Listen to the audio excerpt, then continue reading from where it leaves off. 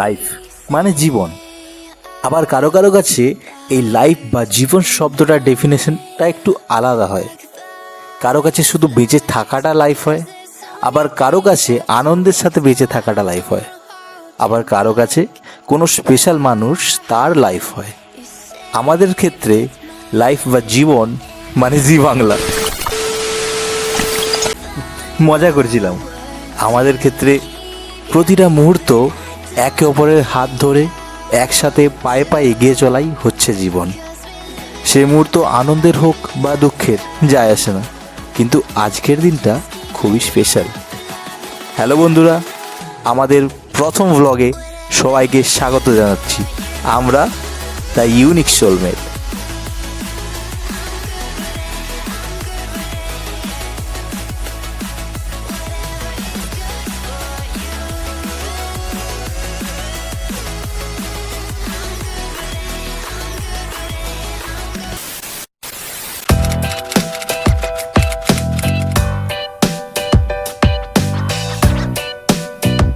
So hey WhatsApp জনগণ, আশা করছি তোমরা সকলে ভালো আছো আর জীবনটাকে নিজের মতো করে মানিয়ে নিয়েছো।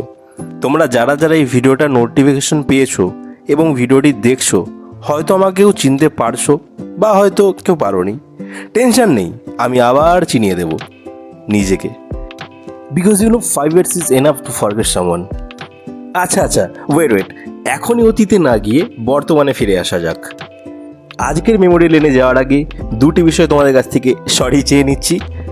বিকজ ফাস্ট অ্যান্ড ফিউরিয়াস তোমরা অবভিয়াসলি স্ক্রিনে দেখতে পেয়েছো ডেট 6th December 2024, আর আমি যেই দিনে এই ভিডিওটিকে এডিটিং করছি সেই দিনটি হলো 15th November 2025। মানে অলমোস্ট এক বছর পরে আমি ভিডিওটি এডিটিং করছি অ্যান্ড তারপর তোমাদের সবার সামনে নিয়ে আসবো।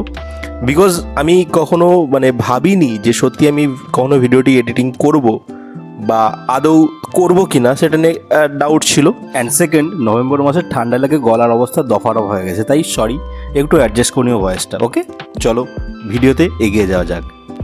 6th December, এই দিনটি আমাদের কাছে খুবই স্পেশাল। এখান থেকে ঠিক 7 বছর আগে এই দিনে আমাদের বন্ধুত্বের সম্পর্কটা ভালোবাসার সম্পর্কে পরিণত হয়েছিল।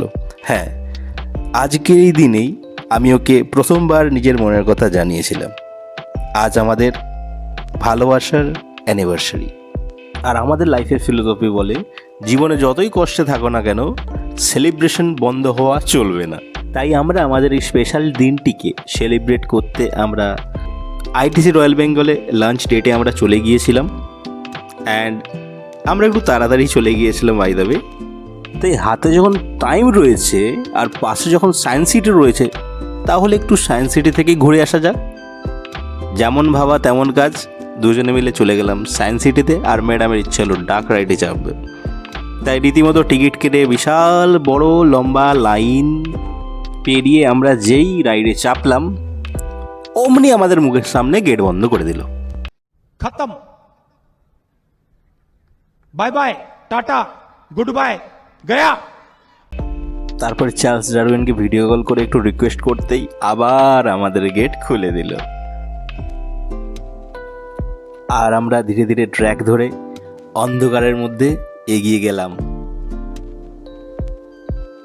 ভেতরে যা দেখলাম, সত্যি প্রতিটা স্কুল পড়ুয়াদের, স্টুডেন্টদের আসা দরকার একবার তাদের স্কুল টাইমে সায়েন্স সিটিতে।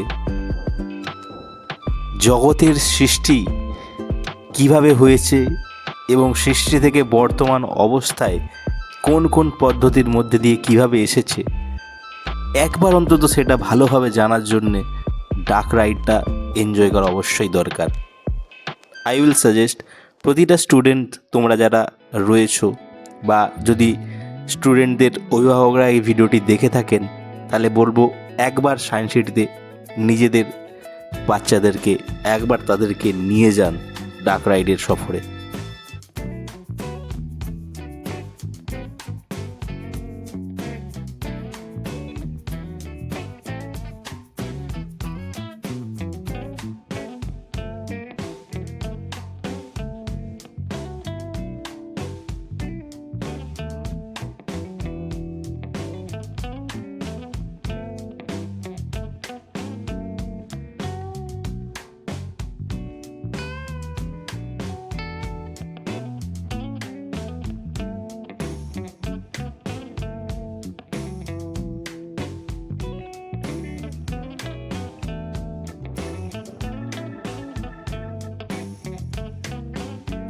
রাইড শেষ করে আমরা বেরিয়ে পড়লাম আমাদের পরবর্তী ডেস্টিনেশনের দিকে।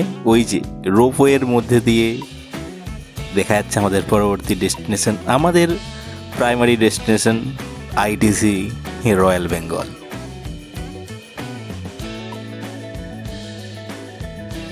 তারপর মেন এন্ট্রেন্সে কার চেকিং করি, আমরা ঢুকে যাচ্ছি মেন এন্ট্রেন্স দিয়ে। আর আমাদের দেখা হয়ে গেল ডগেশ ভাইয়ের সাথে।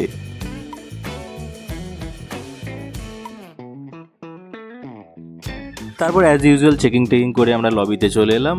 আর এখানের ওই যে দুদিকে দুটো সেই সিঁড়ি, সোশ্যাল মিডিয়ায় হাজারো লোকেদের যেখানে দাঁড়ানো ছবি পোস্ট করতে দেখেছো, ওই সিঁড়ি দিয়ে আমরা উঠে গেলাম। কারণ নেক্সট ফ্লোরেই ছিল গ্র্যান্ড মার্কেট প্যাভিলিয়ন, আর ওখানেই আমাদের টেবিল বুক করা ছিল। আর ইনি হচ্ছে আমাদের ড্রাইভার আঙ্কেল।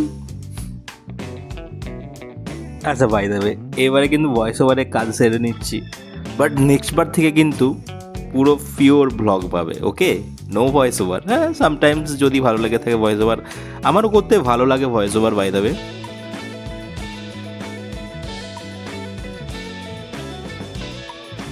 তো যথারীতি আমরা আমাদের বুক টেবিলে গিয়ে বসলাম এবং প্লেট নিয়ে, অ্যাজ ইউ নো বুফেতে সবসময় সেলফ সার্ভ চলে।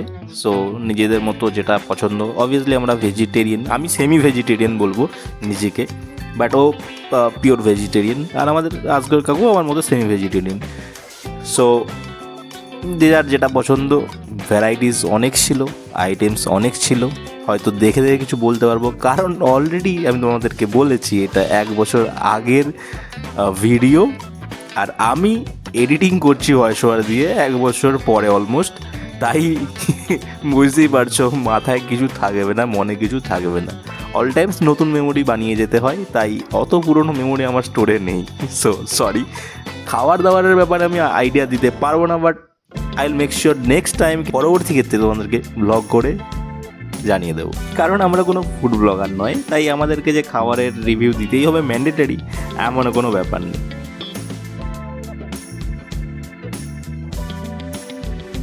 আচ্ছা, কিন্তু তারই মধ্যে আমি একটা কিন্তু টিপস তোমাদেরকে শেয়ার করেছি।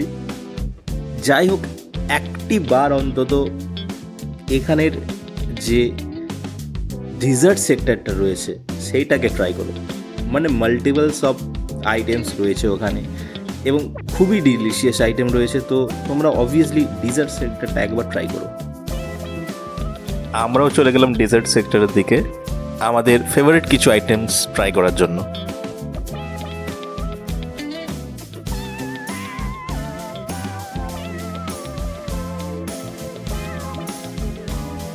আচ্ছা দেখো, আমি আমাদের এক্সপিরিয়েন্স শেয়ার করছি। অ্যাম্বিয়েন্সের দিক থেকে কিছু বলা যাবে না, কারণ দেখো ITC Royal Bengal is 5 star hotel, আর 5 স্টার হোটেলের রেস্টুরেন্ট 5 স্টার হতেই হবে।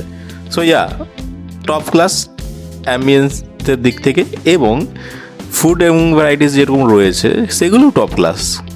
সব রকম আইটেমস রয়েছে, যার যেটা ফেভারিট, যার যেটা পছন্দ নিশ্চয়ই উপভোগ করতে পারো তোমরা। এবং ডেজার্ট আমি আগেও বলেছি, ডেজার্ট সেক্টরটা সব থেকে আমার বেশি ভালো লেগেছে সবগুলোর মধ্যে, কারণ বিভিন্ন আইটেমস ছিল। ওকে, তারপরে আমরা চলে এলাম একটু ফটোশ্যুট করতে। আচ্ছা, এই গ্র্যান্ড মার্কেট প্যাভিলিয়নটা কিন্তু বেশ বড় এরিয়া জুড়ে রয়েছে। তো চলো আমি তোমাদেরকে একটু ঘুরে দেখাই।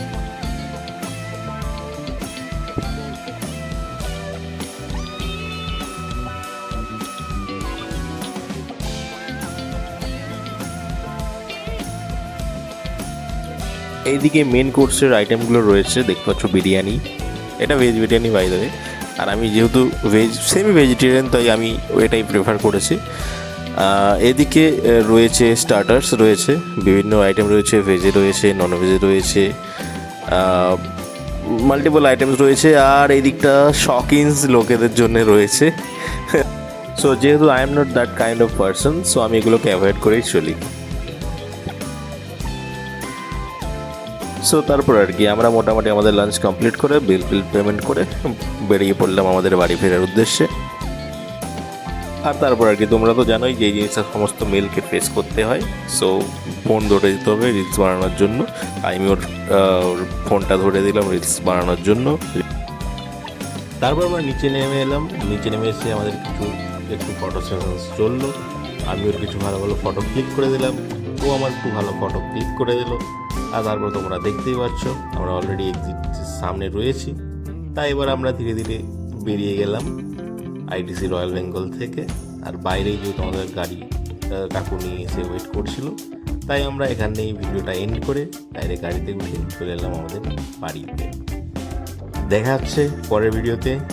5 বছর পর আবার যে ফিরে এলাম, কেন 5 বছর উধাও হয়ে গিয়েছিলাম সেটাও বলবো এক সময়। সবই নিয়ে আলোচনা হবে পরবর্তী ভিডিওগুলোতে। ভিডিওটি কেমন লেগেছে কমেন্ট করে অবশ্যই জানাও। আর একই রকমভাবে হাসতে থাকো, হাসাতে থাকো। আজকের জন্য বাই বাই।